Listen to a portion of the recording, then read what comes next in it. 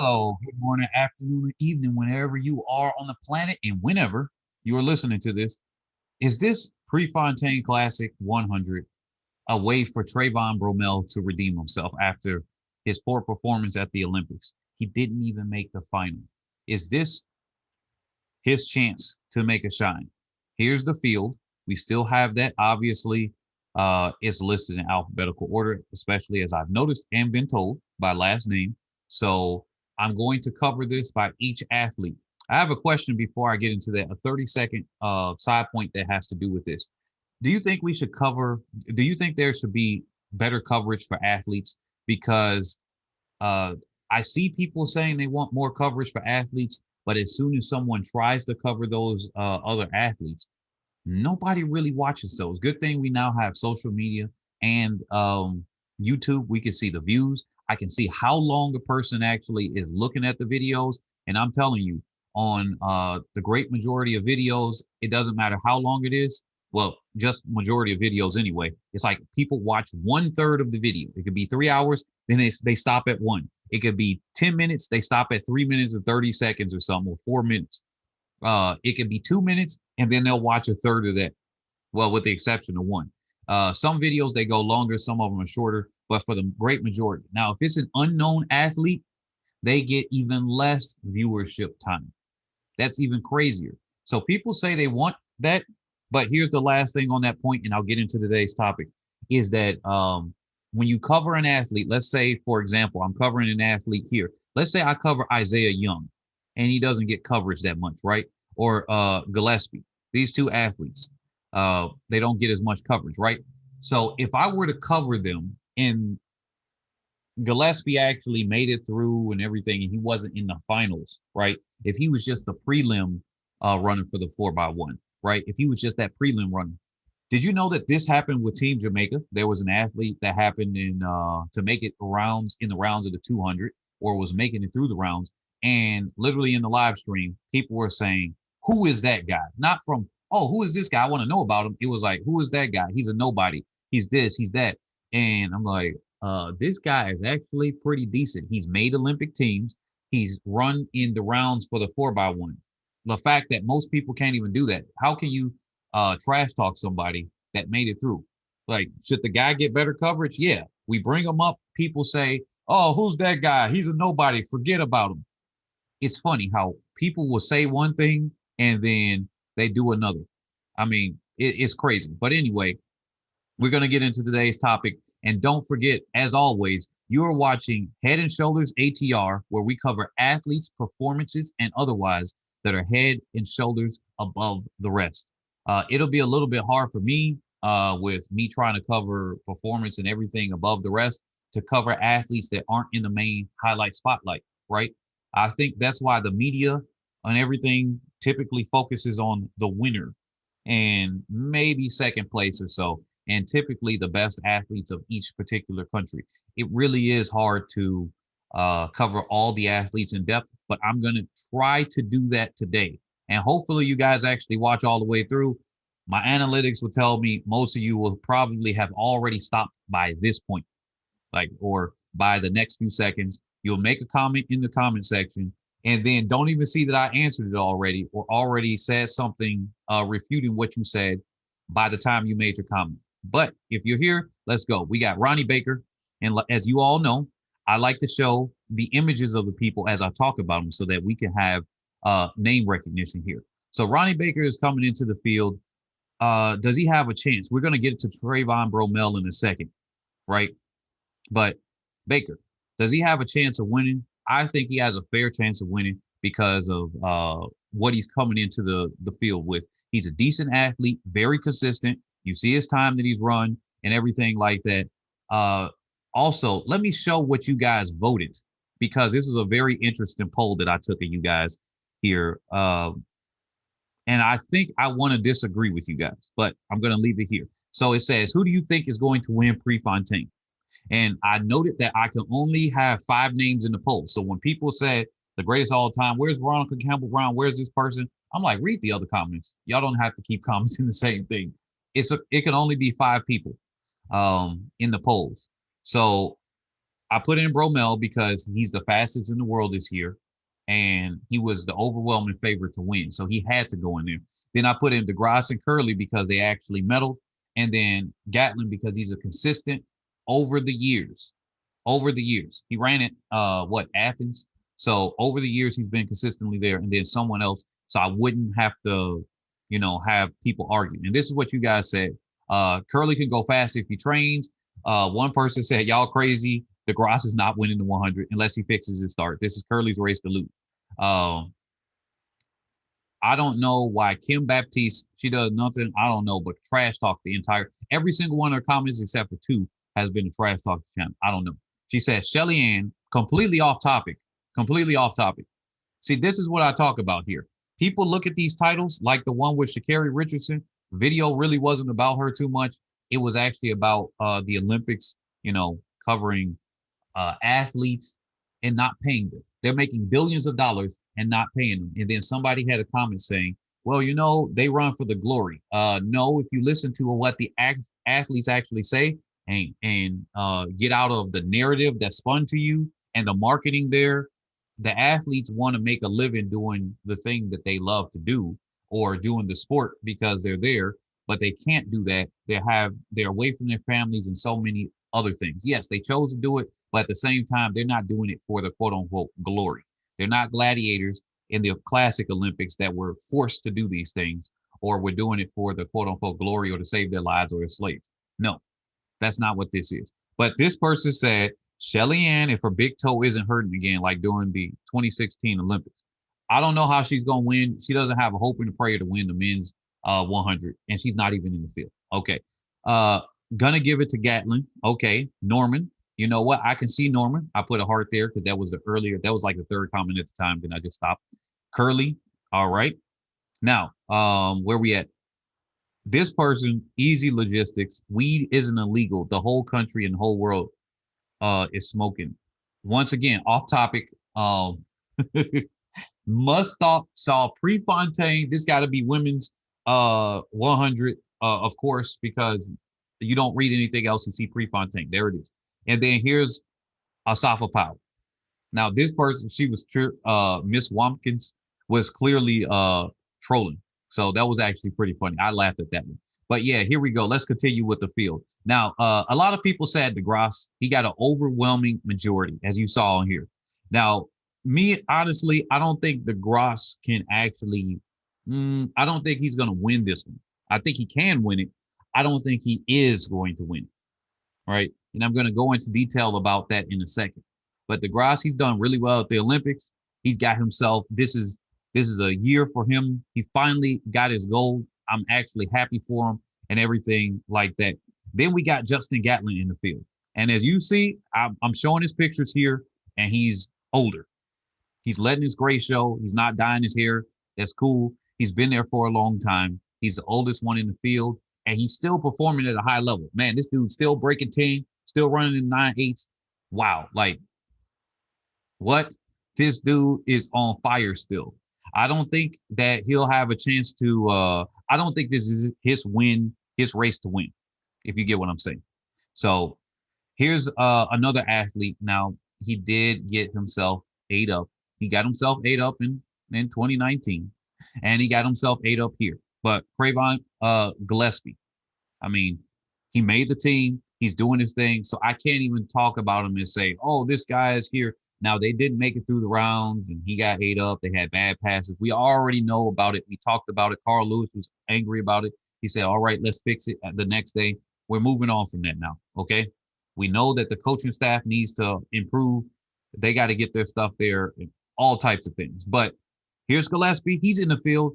I think he's a decent athlete. I don't think he has a chance to win it all. Nope, not at all. Then we got let me see if I find him here. Here we go. Yeah, Fred Kerley. Trying to find the picture and bring that up, but it's not loading up. It's taking all day. We got Fred Kerley right here. As you see, he's holding that American flag. He got silver in the 100. See, people have disagreed with me. They didn't think that he could win there at the Olympics.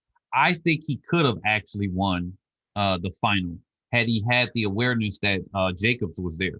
But hey, to each their own. That's the Olympics. This is Prefontaine one-off race, right? Not through the rounds, not having some of the pounding that's through the legs and everything. So it's going to be a little bit different there. Let me see if I can find these other images there. Yeah.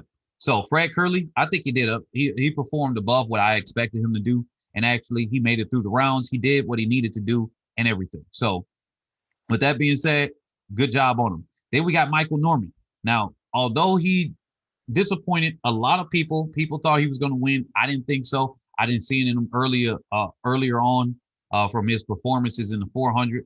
Quite honestly, even before seeing the rest of the world through some of their late training and everything, I really didn't see him getting it. I actually thought that he would get a silver or a bronze, and then he didn't get a medal. And so that was a little bit disappointing even for me. I didn't think he was going to win, but I thought he still had a decent chance of getting a medal. Now, with Michael Norman, we got, what is it? Ry Benjamin. He put up a tweet that said that, and I'm pretty sure a lot of you saw it. He put up a tweet saying that Michael Norman might be able to break the world record. Non-biased opinion. That's what he said. Now, this wouldn't be the first time somebody came from the 400 all the way down to the 100 and is doing well. He had one race, 986. That's some big talent. I'm sure he was not training for the 100 either. That's another thing. What, Fred Kerley may not be training for the 100 either. He might have just kept his 200, 400 training. I don't know about the details. Maybe some of you all know. But as far as from what I looked at it, from his form and everything that he had in the 100, Fred Kerley didn't look like he was running, though. He didn't train for the 100. He literally looked like a 400 athlete running the 100. Like, that's what he looked like, a 400 athlete running the 100. Now, somebody can correct me if I'm wrong, but that's what he looked like to me. So Michael Norman, if he comes down, he focuses on the 100. I think he's got the 9.7s in him right now. Right now, he's got 9.7s in him, even with his performances in the 400. But did you see how he took out at the Olympics? I think he's got something in him now. I think he's the fastest over the 1, the 2, and the 400 all together as far as breaking 44, breaking 20 and breaking 10 seconds. He's the fastest over getting all of those at the same time. So I think Michael Norman has a lot of untapped talent, and I will give it to him right there. Although he had disappointed. Hey, if he can move to something else that he can find that he can consistently win in and everything like that, that is great. Then we got, can somebody tell me how to pronounce his name? Because I know sometimes the announcers get it wrong, especially somebody from South Africa. We do have a decent amount of people there. Is it Akani Simbine or is it Akani Simbine? Like, because I mean, those, it could be pronounced differently. Is it also Simbine might not be how to pronounce his last name. I just go by what the announcers are saying. I like to pronounce people's names correctly. If I were there as an announcer, I would actually ask the athletes themselves as I've announced. So I actually ask athletes a lot of times how to pronounce their names. I get upset with myself not pronouncing them correctly. So, oops, turn to Baker for some reason. Just like Femke, I corrected myself from that, and then somebody else made it in a comment. I found out how to pronounce Femke after saying Femke so many times. So Simbine. With that being said, I think he's got a decent chance of actually doing something, right? He's got a decent chance of doing something. And then I'm gonna, after I introduce all of these athletes, it took a while, just like it's, I guess, the Olympics or something, right? Then we're gonna go into the details about who can do what. The only thing is I got to use images. I got to avoid the copyright strike. That's the unfortunate thing. I'm not a running productions company, whatever like that. So I'm not putting all the fancy music. This is me talking, me doing this. So here's Isaiah Young. This is the, I guess, best picture I could find of him without him having sunglasses and him not actually just standing there. I wanted to have an in motion shot. Too bad his face was scrunched up. I'd rather have it there. But there's Isaiah Young rounding out the field. Now, is this Trayvon Bromell's chance if he wins here? Oh, here's another thing. I think as a side subject here, I hate to do like extra advertising, but I think they had this with him because of his Japanese heritage and everything with that certain car company. I'm not going to give the name that you see the logo here. He had a commercial.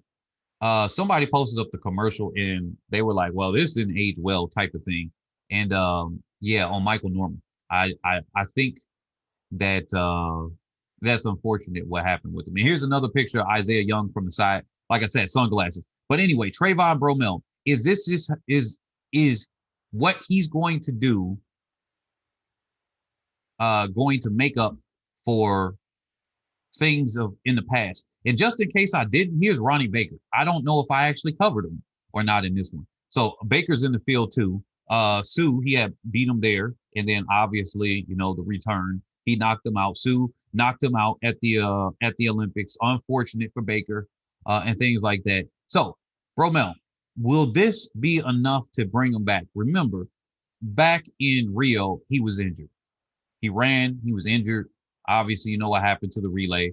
Um, the teammates were probably a little bit disappointed with that. How, I mean, you're out there, you're trying to do your best and everything, and then one of your legs pulls up, and then no pun intended for him, but yeah, pulled up injured. He's got himself back. He was pushing himself, running so fast, running so early on, and then didn't make the finals.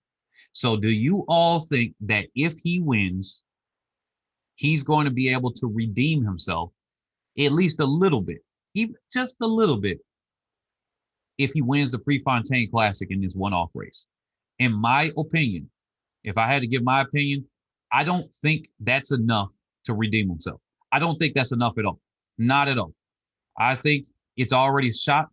It'll be like, hey, Asafa Powell, he ran a world record. I mean, maybe he redeems himself, he breaks Usain Bolt's record, right? If he breaks a world record, then maybe some people will say, well, this reminds me of Asafa Powell, but then others will be able to argue and say, hey, look, some things happen at the Olympics and he's got a chance to come back later. Like, right? So um the that's the thing. So with that being said, let me see who do I think is going to win this one. I think Trayvon Bromell is my favorite right here. Trayvon Bromell, he's at home. He does really well at home. He obviously, and it's not international experience. People, I think we're taking it a little bit differently. What the thing is with the quote unquote international experience is really just the athletes getting used to jet lag. It's not running against international athletes and on those tracks. No, it's getting used to jet lag and how your body acclimates to that. And Trayvon Bromell has proven by going overseas in Europe and then at the Olympics, he can't deal with jet lag that well. So he's got to do something in order to acclimate himself or to start getting used to. He has to have more races in Europe, more races overseas, so he can start getting his body accustomed to the jet lag aspect. Because even Justin Gatlin, he went to Japan earlier this year. He was I don't know why they have him as a 998 here. He's running the 98s already this year. So it's kind of weird, but he definitely didn't just barely run under 10 seconds. That's kind of weird. But he ran, I think, the 998 in Japan. He almost got himself beat by the Japanese athlete, but that was him trying to adjust to probably jet lag or him doing an appearance fee or whatever it was. He appeared at that meet and yeah, he ran and then he won. So he went overseas. All of these other athletes, they are apparently adjusting better to overseas at running. Just like if De Grasse came to the USA, the time zone isn't that much of a difference. Maybe the temperature may be a little bit different, so his body would be having to acclimate to that. But obviously, he acclimated to the Tokyo weather, so Eugene ain't that much of a difference, except for less humidity. Simbine, he will have a little bit of a disadvantage because he's going from the Tokyo, obviously South Africa, which is the same as Europe, basically time zone, and then he's going over to the USA. So that's going to be a disadvantage to him. We got to remember this. So Trayvon Bromell, I think he's the overwhelming favorite. And then if I had to say, if anything, Kerley has been looking good. Michael Norman, after analyzing this again, I think Michael Norman might be a good dark horse here. He might just be a decent dark horse in this race where he actually might win the whole thing. But I think this is Trayvon Bromell's race to lose. And by the way, final thing. Did y'all know that Ty Lue is the two-time Prefontaine champion? And in 2019, she won the race. Shelly Ann Fraser Price came second to last. I think she beat Kambuji. And then darn it, what the heck? And then Richardson came in fourth. So is it going to be a very similar thing now? I think not. I think uh, Richardson is a little bit more rested, whereas in that season, she was falling apart while she didn't go to Doha and she had the rest. Talu had the rounds in her legs. Shelly Ann Fraser Price had the rounds in her legs. Kambuji had the rounds in her legs. And so many other athletes in that field had the rounds in their legs, but Richardson didn't, and she still didn't win. Let's just keep that in mind for this year. That could potentially happen too. She doesn't have to have the rounds in her legs to still not win. But I think both of these races, and I'll get into that in another video, but I'll catch you all on the next one. Peace. And that's my take on the men's 100.